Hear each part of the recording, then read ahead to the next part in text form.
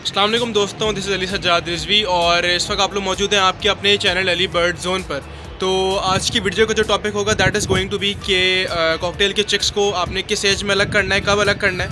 और मेरे जो कॉकटेल के चिक्स हैं वो 3 जिस तरह आप लोगों ने देखे थे वो बड़े हो गए हैं, तो आज उनको हम सेपरेट करेंगे उनके पेरेंट्स से। तो बाकी सारी जो डिटेल्स हैं वो पहले बच्चों को पकड़ लेते हैं, उसके बाद मैं आप लोगों को बताऊँगा।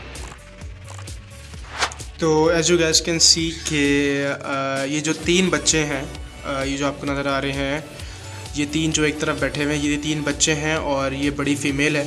माशाल्लाह बच्चों का साइज़ इतना अच्छा है कि पेरेंट्स की पहचान नहीं हो पाती अगर मैं एक हफ़्ता भी और लेट हो जाता है इसमें। तो अब इनको कैसे सेपरेट करना है, इसको आप 2 तरीके हैं। आप इनको एक तो हाथ से पकड़ सकते हैं या फिर इनको नेट से पकड़ सकते हैं। मेरा जो केज है इसका साइज़ काफ़ी ज़्यादा बड़ा है, जिसकी वजह से मैं हाथ डाल के इनको नहीं पकड़ सकता, तो इसलिए मैं नेट यूज़ करता हूँ। और नेट यूज़ करने के बाद इनको हम जो बराबर जो बड़ा वाला केज है, जो कॉलोनी मैंने बनाई हुई है 4 बाय 4 फीट की, इस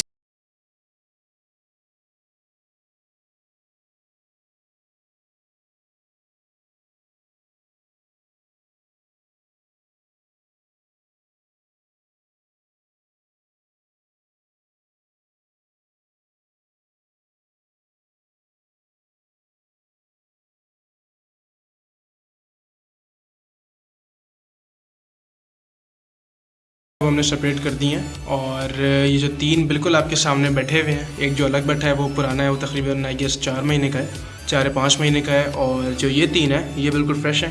अभी हमने इसको बराबर वाले जो केज है सेलेक्ट किए हैं। और अब जो फीमेल है वो भी थोड़ा सुकून में आ जाएगी, तो ऑब्वियसली बच्चे उसको तंग नहीं करेंगे, दाना नहीं मांगेंगे। प्लस अब ये बच्चे जो हैं ये सेल्फ फीड पे आ गए, तो अब आई गेस इनको मुश्किल नहीं होगी फ्लाइंग में भी और उसके अलावा दाना वगैरह खाने में भी। तो गाइस आप लोगों ने देख लिया कि जो बच्चे हैं उनको आपने सेपरेट किस तरीके से करना है। और मैंने नेट से पकड़ा है क्योंकि मैंने वजह बताई है आपको कि इसका साइज़ काफ़ी बड़ा है, तो मैं अपने हाथ से उसको नहीं पकड़ सकता। ठीक है, तो आप भी एहतियात करें कि कोशिश किया करें कि नेट से पकड़ लें, क्योंकि उससे फ़ायदा ये होता है कि जो बच्चे हैं वो ज़ख्मी नहीं होते। ठीक है, वो आपको काटते नहीं है, ना आपका नुकसान होता है ना उनका नुकसान होता है। तो नेट यूज़ करने में ये थोड़ा फ़ायदा होता है। लेकिन उसके अलावा आप लोगों को हाथ से बच्चों को है जो पकड़ना जो है वो आना चाहिए। अगर वो नहीं आता तो वो इशूज़ बन जाता है। अच्छा, तो जो एज है बच्चों को सेपरेट करने की वो होती है तकरीबन 2 से सवा 2 महीने। जब वो 8 वीक्स के हों या फिर तकरीबन 9 वीक्स के हों तब उन्हें सेपरेट कर देना चाहिए। उनको जज करने के बाद बाज़ औक़ात ऐसा होता है कि जो बच्चे हैं वो थोड़े वीक होते हैं और काफ़ी अर्से तक सेल्फ़ फीडिंग पे ख़ुद नहीं आते, तो जो पेरेंट्स हैं वही उनको फ़ीड करा रहे होते हैं। तो आपने जज करना है तकरीबन 8 से 9 वीक्स, मतलब 2 सवा 2 महीने आपने उनको जज करना है।